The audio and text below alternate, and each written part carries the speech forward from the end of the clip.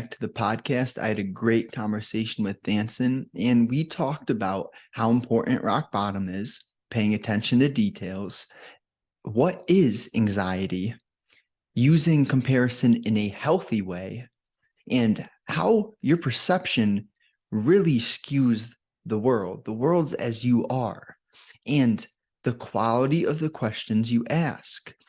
Ask encouraging and empowering questions. So, if you're new to the podcast, I do 3 styles of episodes. Today's episode is a conversation with someone who was interesting to me, a like-minded individual who I thought could provide value, and he did. I learned a lot from him. So, another style is you guys could send questions into askjustin@myyahoo.com, and I'll answer those questions. As long as they're good, they'll be addressed through podcast episodes and even threads on Twitter. And I also do solo rants where I'm simply expressing reminders that I need to hear, hoping that what I need to hear is also beneficial to you. And if you want to help me out, if these podcast episodes have been of any value to you, the best way to simply help me out quickly is hit that star button on Spotify. It takes literally 3 seconds or less. And you could write a review on Apple Podcasts, but either way, just help me out with that, because I want to get the reach going to spread the message. It's a powerful message, and I know people need to hear it. So if this is beneficial to you, consider that. Thank you so much. Enjoy the conversation.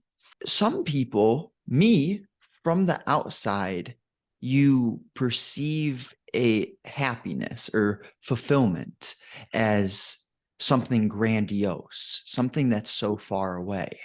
But once we start doing those smaller actions, regulating our consumption, training our body intensely, consistently, paying attention to the food we put in our system, and writing and reading and meditating. Those are these everyday free activities that completely change your state of being. So last year you were depressed. What was the initial spark to make a change? What really pushed you to say, I don't want to continue to live this way? Well, so 2 years ago, I started being a stay-at-home dad, and I was like, yeah, I'm so excited for this. And I was trading stock options and just basically pissing away money. It was awful. So I was doing that, stay-at-home dad, and I was super distracted, couldn't ever get locked on focus. And I believe I had already lost some weight, but I was 260 pounds a little bit ago, like 2.5 years ago or so, and I'm 200. So I lost like 60 pounds worth of weight in like a year. So I became a stay-at-home dad. I was starting to get anxious, like bad. And I went to the doctor and they diagnosed me with generalized anxiety disorder, which was basically saying I get anxious about everything. And I'm like, okay, how did you find that out in 20 minutes on a phone call? So I started taking meds, started doing therapy. It didn't really help. So come my 30th birthday, I'm having so many troubles, like with my wife, with my kids. I didn't have a job. Like I had no purpose basically. And I was so mad or so like down on myself and not feeling good enough. I was just like, why? I should just end it so nobody has to deal with me. Now I yelled this at my 1-year-old, okay, because I was like fetching him drinks. I was doing all this stuff and he was still complaining about that not being good enough. And I was like, why don't I just kill myself so you don't have to deal with me? Well, at the time we had my mother-in-law living with us. So she was like, hey, why don't you just go for a walk? And like, I was super livid. And so it was that was like my rock bottom, basically, is realizing that I felt so bad that I didn't want to be alive. And that was the second time in my life I'd ever felt so depressed that I was like suicidal. Like I wasn't actually actively trying to kill myself, but I felt like, man, I don't even want to be alive. And So I finally started to peel into a book called How to Stop Anxiety and End Panic Attacks. And it's this free Kindle book. And it basically just teaches you how to self-talk your mindset into being okay whenever you're feeling anxious. There are some other techniques, but it's been a long time since I read that book. And it was like, just in your mind, just be saying, whatever happens, it will be okay. Like if you died, that's the extreme. Like if you passed out and somebody had to call someone or whatever happens, it will be okay. So you're just training your mind to stop being so anxious in a moment where it's like, you're fine, you're not in trouble. And so the more self-help books I started reading into, it just started transforming, my knowledge, my conception of life. So the moment was rock bottom, and the fix was just learning how to purport myself in life. Like after I read 12 Rules for Life, no, I'm sorry, is it 12 Rules for Life? From By Jordan Jordan. Peterson. Yeah. Yeah, that book, like so all those rules were just like, man, I I didn't used to be honest with people. I didn't used to be honest with myself. Mm-hmm.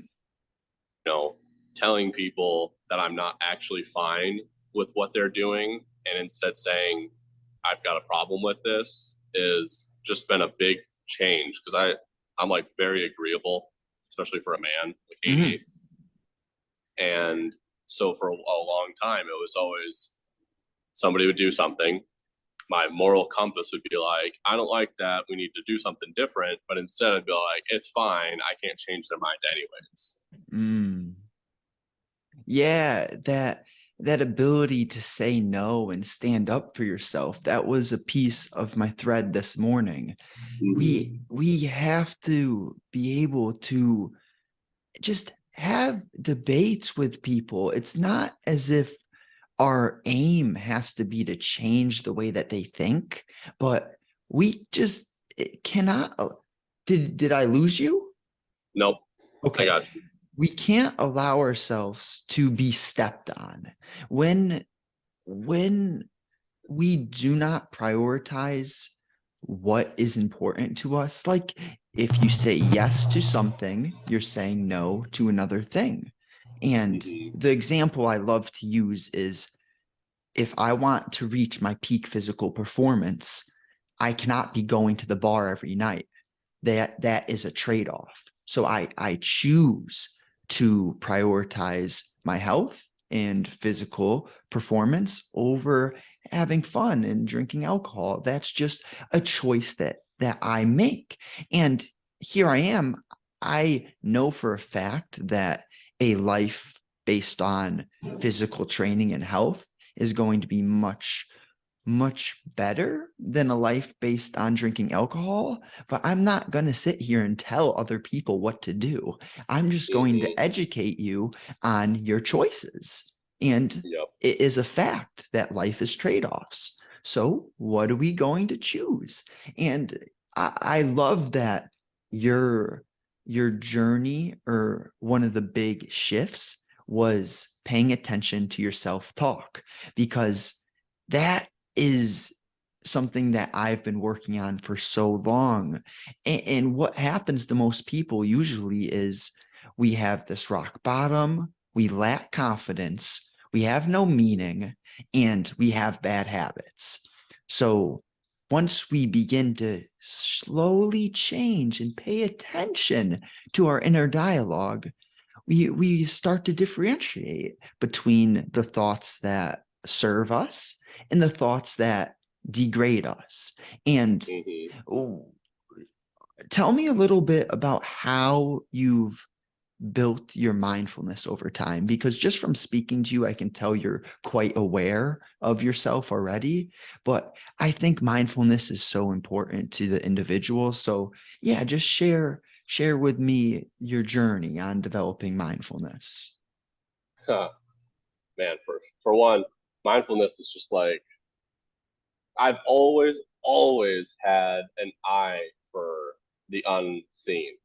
Like when I'd be looking at something, I would notice the little tiny nuances that people would miss. And the best example for this would be or one of the examples, I played this video game, World of Warcraft, and in the background of the screen, there were these two little guards. They weren't doing anything. It was just a character creation screen. They're just standing there. And I'm like, what are those guards doing back there? And it's like in the far distance of the picture, but my eyes pick up those little distinct details. And I do that with everything in my life because I was always very hyper aware of everything as a threat. Like my anxiety being that high always gave me that, like, well, what am I missing over here that I can't see or there? So once I made that shift to meditating and like doing a cold shower, breath work, anything like that, I started to really pay attention to, the details of that too. And it's like even now when I do exercise, every rep is just I'm focused on as much sensation as I can. Like, what is this targeting and touching that I'm noticing that people just aimlessly do? Because I see that with a lot of people. They subconsciously just like act throughout the world. They don't think about what is this doing to me that makes me feel not good or good. And so I basically transformed my anxiety into my super mindfulness. And to this day, I still have things that I struggle with, because I'm human, but I am working on just becoming the most aware of things that I can. And then also teaching people about those things helps me remember in the back of my mind, hey, when I'm doing this thing, to slow down and to really be fully in touch with what is happening. You talk a lot about being aware and focus and attention. That's all mindfulness. And like when we take our time to really feel every single, as much experience as we can, honestly, it's like time slows down. Mm-hmm. And it's in the best possible way. Like now all of a sudden I can experience all the good through life that I can. I'll have a hiccup, like my kids will be doing something annoying because they're not, they're obviously not up to my level of awareness. So I'm like, oh, that's annoying, but you're 3, so I got to kind of like skip over that. And then, I go back throughout my day and I'm like, I'm happy again. But I like to say that 95% of the time I'm happy and I'm not chasing, because like you said, drinking every weekend or whatever, that's like your means to an end. Like all throughout the week, you're working, you're doing your grind, and it's not as fun. But then you get to that weekend, you're like, this is the best part. And that equates to like less than 5% happiness. And that's just the general population. Everybody's not having fun with what they're doing in their lives. And they're chasing that one experience, the party, the drugs, whatever it is that makes them feel that dopamine spike, that super pleasure. And then they just go throughout the week feeling that pain. Yeah. What I've been reminded of through what you've said is most of our life is the small everyday things. So those actions that we take every day are exactly what our happiness should be derived from, not the thing that you do a third of the time, which is your weekend. We want to create a life where the daily habits bring us high energy and meaning. And that's where it was a bit challenging for me at the very beginning to begin to enjoy new activities. Like I started reading only 10 pages a day. It was like a grind, kind of grueling. But over time, now I read for an hour at a time and I love it. And it's just interesting how we do have to go through these initial stages of building healthy habits before realizing we can actually enjoy the good work, the healthy work that we're doing for ourselves.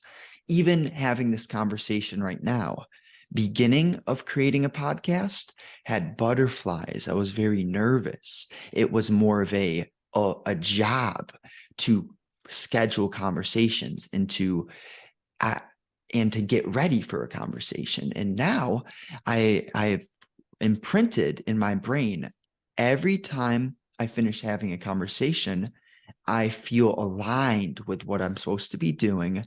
At the end of the conversation, my mood, my energy for the rest of the day is through the roof. And that's like a reminder of, okay, not everything that's healthy for you is going to feel good at the very beginning.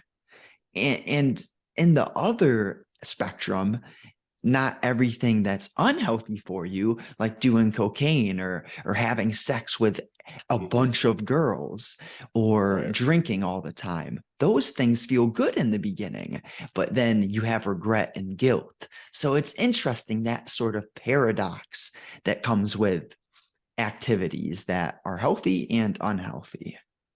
It's something that I boiled down really deeply, that it's just the pain pleasure arc. I think I learned this from Andrew Huberman pretty deeply. Dopamine has, you start with a pleasure, you end with the pain of craving, the pain of not having that thing anymore. Like, you want to chase that thing and get that thing again, whether it's nicotine, caffeine, sex, cocaine, whatever. It's all these big spikes of like pleasure, and then boom, you have to, the dynorphin effect, which is the opposite of the dopamine.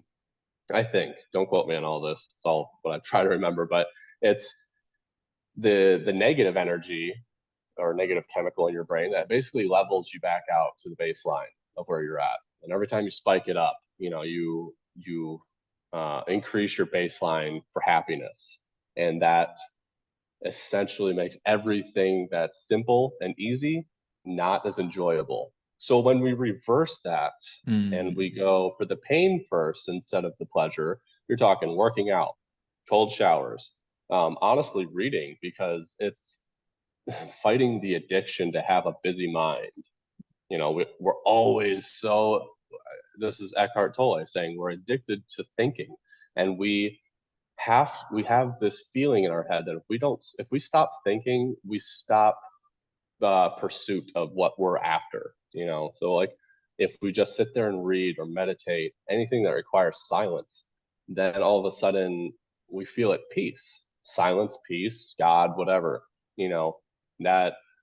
So I think people don't realize that they're addicted to noise and the pursuit, because that's the human society grind, is you got to get to the thing before you can't do the thing anymore.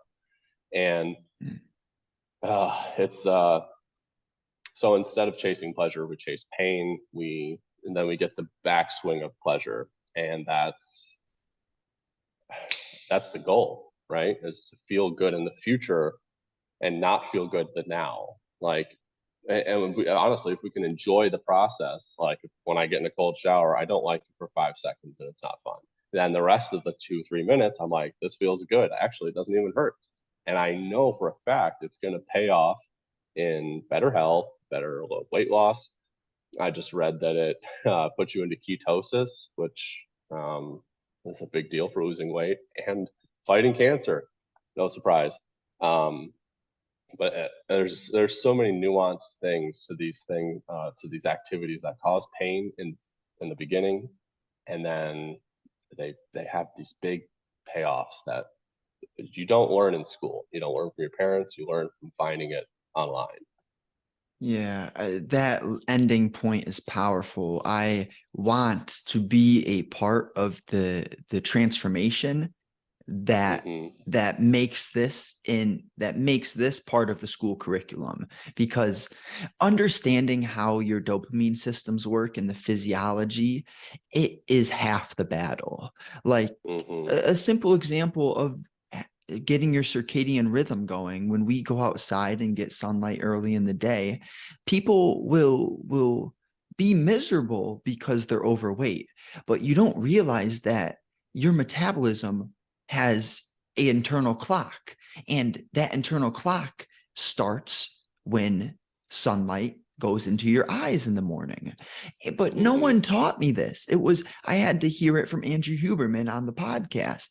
And it's like, I wonder, we need to make a change so that the school systems focus more on physiology and psychology at a younger age, because if we were taught this in high schools, it would make the average individual so much more successful. It would make our world so much better, because when you have individuals who are healthy, you're thinking higher quality thoughts, you're participating in actions that give you higher quality thoughts, and it's a feedback loop. Same thing with the negative. When we're doing good things, we get more. It's the snowball effect. It works both ways. And earlier, I want to go back to this. The definition kind of anxiety, how I like to describe it, is when we're thinking about some sort of future or past. And by developing mindfulness through activities like the cold showers, the meditation, the reading, and the training, where you're focusing on that individual muscle, you're really harnessing your attention. You're not thinking about what that girl said to you yesterday. You're focusing on that muscle. When we develop this mindfulness, by definition, we cannot be anxious, because how can you be anxious if you're completely harnessing your attention on the current moment? If anxiety is thinking of a future or past delusion. So it's just powerful when you kind of wrap the whole activity into this organized, what would be the word, into an organized understanding, where you can kind of see, oh, this translates into this, and it all tightly intertwines. Yep. It's like an orchestra. If you're playing something that's disharmonious or out of harmony, whatever, you will get negative results. And there are no warning labels on alcohol, on nicotine. Nicotine tells you it'll cause you cancer. Okay, great. I understand that. Honestly, there is something about smoking that I thought of that actually reduces cancer, and this is not scientific at all. I was just doing my breath work earlier, and I was thinking, why does doing a breath retention, an exhaled breath retention as per Wim Hof method, why does that help reduce inflammation? And I'm, brain makes all these connections, and I'm like, we stop feeding the flame. When you're not breathing for a minute and a half, that's a minute and a half I'm in here snuffing out whatever inflammation flame is going on throughout my body. So I'm not giving it that. And so how I relate that to smoking, smoke is not pure oxygen. There's some kind of smothering effect to it. And, the carcinogens, obviously bad. And smoking, terrible. This is more just related to the fact that whenever you're making those deep breaths, the sucking in and then you're blowing out whatever, you're kind of reducing the oxygen intake. So the better way is doing this Wim Hof method breath work. Your breath retention for a minute and a half, you're snuffing out the flames that's causing that the inflammation in your body.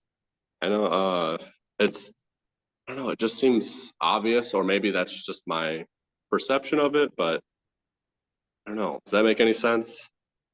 It's interesting. I haven't done Wim Hof breathing, but the idea of what you've just mentioned made me think of, if we're focusing on the good things in life, it's hard to focus on the bad things, because you're kind of implying, when we're breathing out for that long breath, there's less coming in, there's less tension inside your body. The inflammation is being expressed and coming outward. We're releasing energy. And I relate that to, we only have so much attention. And if we're we're doing the right things each day, it's much easier to forget about the negative things. Absolutely. The book Breath by James Nestor taught me a lot about uh, uh, lengthened exhales, like that they do in mantras. I can't remember if it's Buddhists or just monks in general. When they do the Om meditation, or even when you're doing prayer, there's you do a 6 second inhale and a 6 second exhale. So essentially, you're breathing. What is that? 10 times? No, I'm sorry, 5 times a minute. Whereas the normal person breathes about 12 times a minute. So, like you said, when you're breathing in more, you've got more oxygen to fuel that flame. And whenever we're hyper anxious, like we don't, we're not mindful of the fact that we're breathing in more of that negativity and not exhaling at all. So, the one of the practices, other breath works that I kind of did on my own was just start to take a few good breaths and then you just let out a breath. It takes like 20 seconds. People don't mindfully do that, but when you're breathing out 20 seconds, you're breathing in 10 seconds, now you're breathing 2 times a minute and you've got all that energy going out of you and you're obviously focused on your breath. So all these other thoughts can't intrude. You're right in the present moment. It helps me during even podcast. I know you mentioned trading the market, and I do actively trade the market, but it's Mhm. such a stressful act that I catch myself using breath work during the trading session. I'm Mhm. just like, it is such a universal tool for calming your mind and harnessing your attention.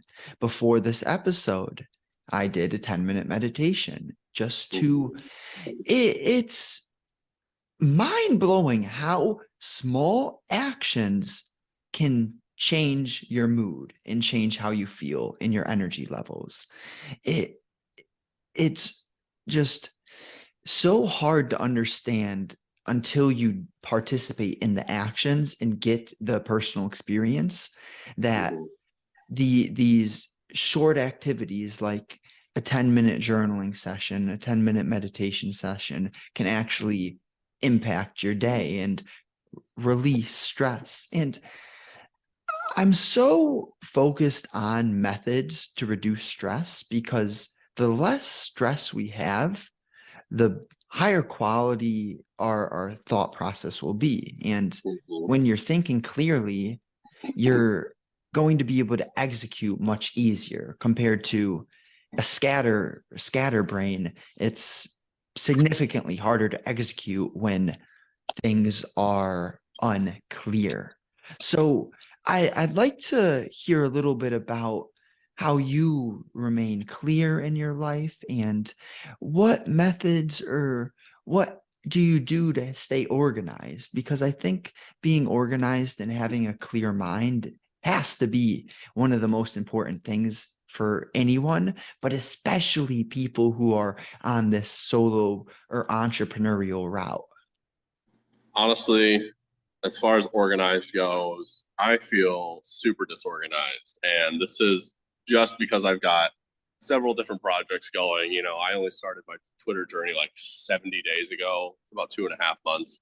And, prior to that, I was a stay at home dad. Prior to that, I was a manufacturing worker. So I have almost no experience in coaching people in their mindset. I only did myself, and now I've got the curse of knowledge. I've got to go back and be like, so what actually worked for me, and how can I apply that to someone? So I feel super disorganized in the fact that learning, I'm taking different courses to grow my knowledge of how to market and sell to people and how to actually coach people, uh, writing an ebook. I I don't know if it's disorganization or more just my scope of knowledge when it comes to having all this stuff planned in my day, because I've still had the same 16 hours awake as I did a year ago. but now I've got projects and passions to choose, all that stuff. But the best thing I did for my organization was start using Notion and writing down everything I could, recording everything I could. And the one thing that I need to do is just have a reflection, like a weekly reflection of what I did good, what I did bad, what I can do to make things better going forward. There's sorting bookmarks or boiling down my notes, keeping up with content on Twitter.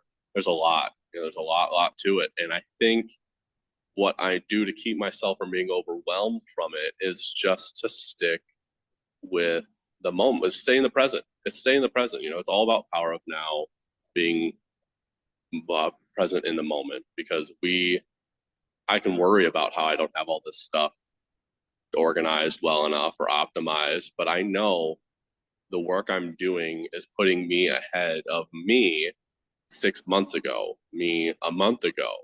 I'm always trying to optimize and get better.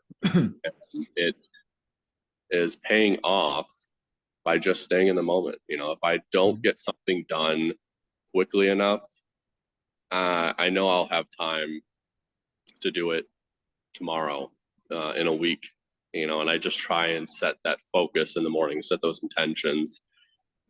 And, having 2 kids and a wife, it's like, and a job, I know that I'm at a little bit of a disadvantage compared to people on Twitter who are in their 20s, who don't have any significant others or kids. But I also know that it's all worthwhile, for me and for my kids and my wife, honestly. Like, a lot of this stuff, it trickles down into those parts of my life. And it's very, very helpful to getting everything drawn forward. I don't know how else to explain that. You reminded me of, it's so easy for us to compare to other people. And I'm proud of you, like, being where you were last year and being where you are now. Like, sure, the truth is there's always going to be someone with a better hand, a better deck. But if you're doing your best with the situation that you have right now, that's all we can do. And everything I say is a reminder for myself as well, because listen, from someone with those characteristics, I'm 23, no kids, no debt, live with my mom, no big expenses. I have an upper hand, but guess what? There's still people younger than me who I can be jealous of. People younger than me who are way more successful. So it's like, there's always going to be someone who we compare ourselves to who has a better situation. But it's like that idea of, does being jealous of someone hurt them or does it hurt you? It hurts us. So there's no point of being jealous of another individual unless you're going to use that as a inspiration for you to take action and execute. See, we can always reframe situations to serve us. We can use anger and negative emotions to serve us to take action. But my point is, I am impressed with what you've done, and it's just this reminder for the both of us compared to us yesterday. And when we compare to yesterday's us, it's from Jordan Peterson, that idea, it makes everything better. And so you mentioned we all have those same 16 hours that we're awake. And a big idea that I speak about often is, so what differentiates the person who is homeless and addicted to heroin to the person who has the Lamborghini, who's ripped, rare, and rich? Well, the difference, it's something that happens within the 24 hours. Because if we all have the same amount of time, what is going on with those drastically different results. And I think a lot of it comes down to what we've spoken about today, these smaller acts, being mindful and doing the physical activities that raise your energy levels. With raised energy levels, we have increased probabilities of thinking good. So I I love that you talked about using Notion and having the plans and ideas written down, whether it's on the internet or on paper. But I'm curious about what are some of the other tools that you have used in your life? We can talk very in general, just tools, actions, principles that have really been important to you leveling up. Okay. Well, I'm gonna I gotta look up a thread that I wrote because I don't have all this stuff in my head very well. But one of them is habits. Honestly, it's having those things to fall back on that you can do that will keep you moving forward instead of backwards, like the heroin addict that you explained. And having specific habits give us an edge over people who have worse habits. So, uh, as far as digital tools, it would be Notion, like I mentioned, having a newsletter, through Beehive, having that long form content to really express like this a deeper level of my understanding. So now I can articulate it better for someone to tell someone else. Because when I was reading last year, I didn't have that. I just knew in my head, like now I know how to decipher this and how to trickle it down. Let's break that down a little bit because the power of long form writing is Mhm. so important. Give me a little bit of the benefits that you've noticed that come specifically from writing and expressing your thoughts.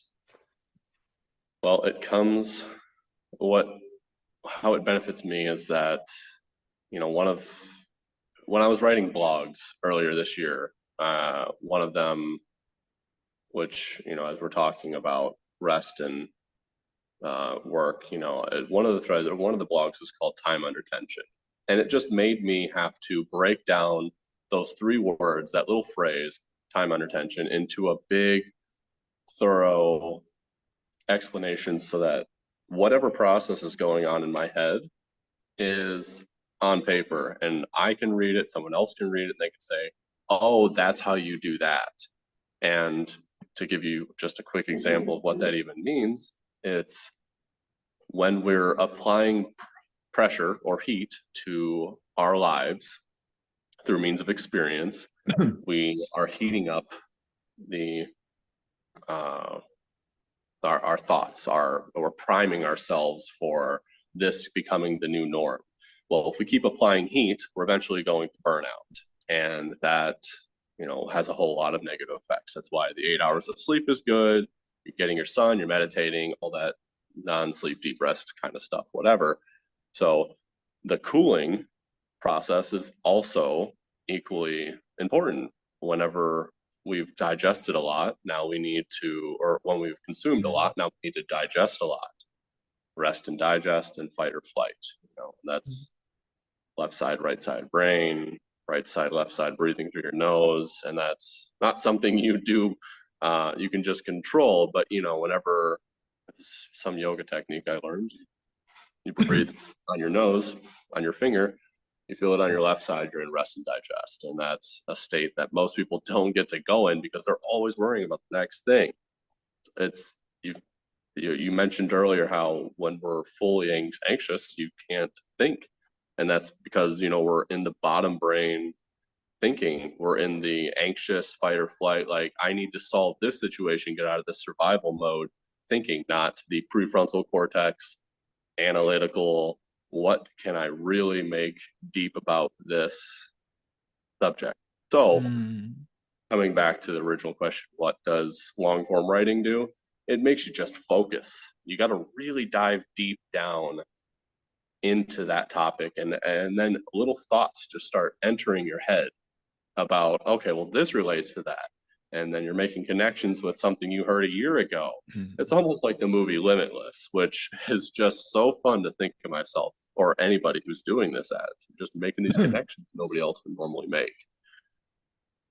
Yeah, I love everything that you just spoke about, and the yin and yang, the rest and digest, the balance that we have to understand is I was listening to a video this morning from Leo from actualize.org, and he's Mm-hmm. speaking about the exquisite balance of the universe, like how fast the how fast, but perfectly the hummingbird's wings have to flutter for it to stay on that perfect hovering mode to precisely get the nectar out of the flower. It's like it has to be so perfect. And I hear often, we are perfectly imperfect. But then at the same time, it's beautiful. Think about like all of our organs that are operating inside of our body that we are not doing anything to. There's some sort of next level intelligence that had to be so wise for all of these unseen aspects or maybe overlooked aspects. So the rest and digest, I love that, because when we have that full mind, let's say we listened to podcasts, we read books, we consumed, let's say it's good information, we're eating clean and we're consuming great information, we still need to take some time to declutter, to decompress. And I have on my whiteboard behind me, I got this from Dan Coe, and it's like the optimal way to go throughout your day. Let's see if I can remember. The morning is for output, for focus, and for creation. That's when I write the best, is when I'm in the morning and I'm able to focus my attention the most. Then in the afternoon, we should be reading and socializing. And what's the third one? Reading, socializing, and learning. So, and I'm not going to say you can't learn in the morning. Like learning is good, but this is just the optimal way for you to do your activities. And then at nighttime, it's what we are talking about, doing the meditation, the journaling, decluttering the mind. So in the morning, it's like we're focusing. In the afternoon, we're consuming. And then at the nighttime, we're decluttering. And I think that's beautiful how there's phases to our days. We can't just be writing all day and not consuming anything. We won't have anything to write about. And we can't Right. just be reading all day and not writing about what we've read. Yep. Does that make sense? It does, absolutely. And as a he's super effective. When I hear Dan Coe, I'm just like, yeah, okay, so that God, like that guy who's on another level, you know, I am I aspire to be like that. Me Going back too. to about comparison,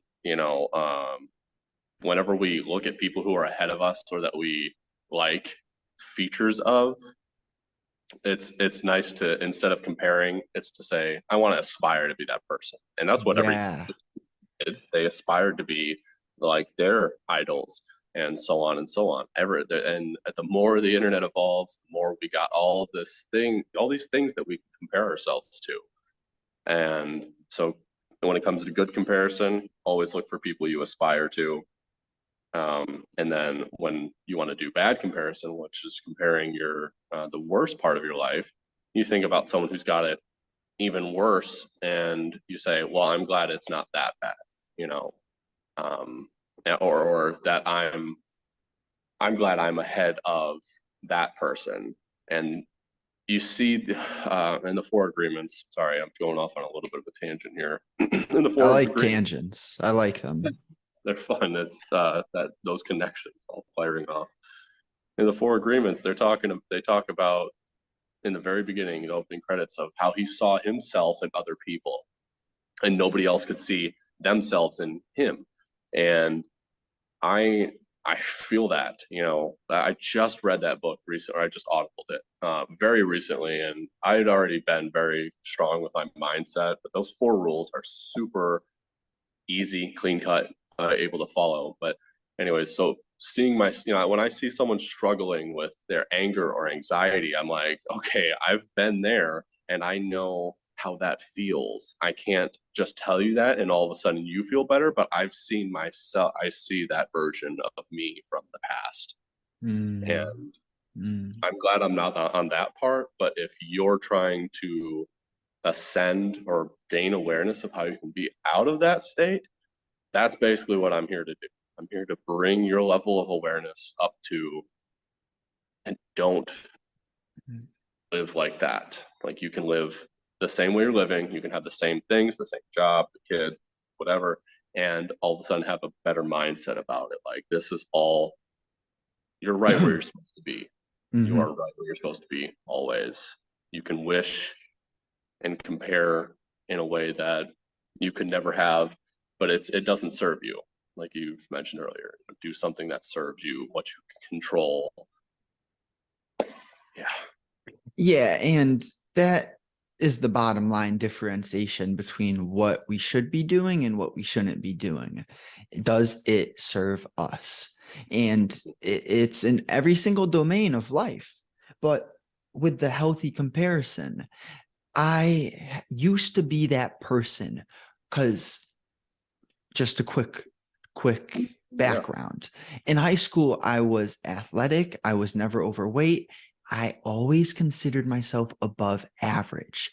And Mhm. I used that as an excuse not to be the best I could be. I was above average and I was fine being better than most people. But then over time, I've realized now I look at people who are below me in a completely different way. I used to judge them. I used to think I'm better than them. Now I look at these people and I do what you were speaking of. Like I know how that person feels. The best thing I can do is send them a quick prayer and send them positive energy to literally, sometimes it's more powerful not to say something to someone, but to just think a thought quick, like they will lose that weight. I believe in them and they Mhm. will get their life in order. It's like, I don't know. I like to mix the mind, the body, and the spirit. That's my foundation of everything I speak about. And that spiritual side of just sending people good energy. And it's, I like what you said about the world is as you are. It's when you have done a level, when you have done significant inner work, you can immediately see who else has done that work by the way that they carry themselves, by what they pay attention to, and by the quality of their actions. Like someone who has done significant inner work, you will never find that person in a comment section arguing with another person because that's just not an activity that serves us. Right. It's absolutely true. Um, I'm trying to think of something here. The Mm, you said the comparison, the quick prayer you say for people. I've as I'm trying to become a coach and helping people with this, I'm thinking, it's very easy to help people who do believe in what you believe in because, or they have some. It's the five levels of awareness that I don't have off the top of my head. Non-aware, it's like aware that they could be aware or whatever. It's easiest to help those kind of people. So what can we do? This is a question that's just plagued my mind forever. I'm like, how mm, can I help people who don't want help? Because that is the the thing that keeps me up at night. So it's asking questions. There it is. That's the secret. Asking the right question, because every Mm-hmm. question that these people never hear, they never hear it. They never hear, what could you do what could you do to get to that point you want to be in your life? Because there's A and B. It's you're here and you want to be there. You wish you were here. What can you do to be there? So I have to ask, when I ask that question, all of a sudden that triggers in their mind a thought. What could I do? What one thing could I do today that I would do, that I could do? Some Jordan Peterson stuff right there. The smallest little baby step that you could take. They're not thinking that in the day. They're thinking, I've got to get to the next step of my current existence, because my says, in order to keep living this life, I've got to keep moving along, and I have no time to sit over here and meditate for 10 minutes. So when you ask that question, something simple like that, now all of a sudden they've got to shift gears. They're going at full speed 5. Now they got to, I'm switching into reverse. What could I do to, make a little progress on that today? Or in the week or in a month. And so when you start getting those questions going, now all of a sudden you're getting that prefrontal cortex working, and they've got to come up with solutions.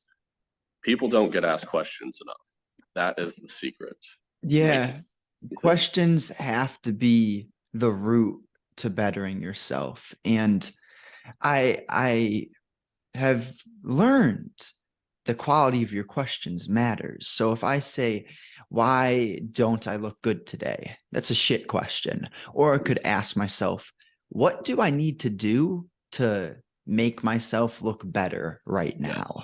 And one question gives you a shit answer. The other gives you an actionable solution. And that's what I've realized with the coaching as well. People do not want to be told what to do. So, it's that cliche. You cannot force the horse to drink. You can bring him to the river. And I tussle with that same question so much. How do we help those who don't want help? Part of me says you cannot help those who don't want help. And then there is this potential that you give them space, you give them a little bit of time, then you just gently throw friendly but deep questions at them. And you don't need an answer from them, but you just make them ponder on that question, at least throw it at them.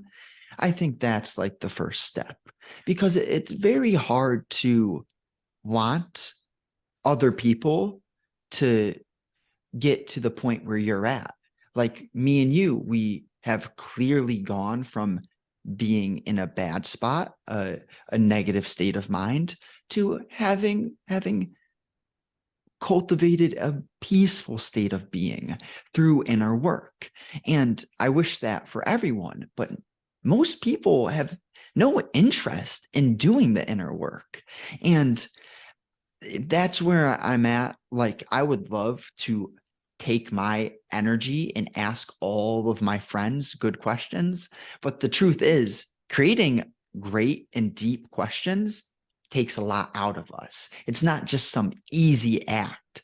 So we have to be very specific about who we choose to bring up with us and who we choose to ask those questions. I do that all the time, man. It's subconscious to me at this point to pick my battles, because there are people who, like you say, they want to keep living their life as strongly as possible. But then you see that the one person who wants to be happy, they want to be happier, and they don't know what it would take to even do that. So you said asking there's a should answer and a good answer. That's the difference between a why question and a what question. When you ask why something, they have to give you their perspective on why they think that way. It's not what could you do to do it differently, because that takes thought. It takes some kind of creation in their head. That's there. Mm-hmm. It's the It's always been there. You just never had to make that connection because you're living your existence through your perspective. Like, this is how it has to be. And every why to it is already loaded up.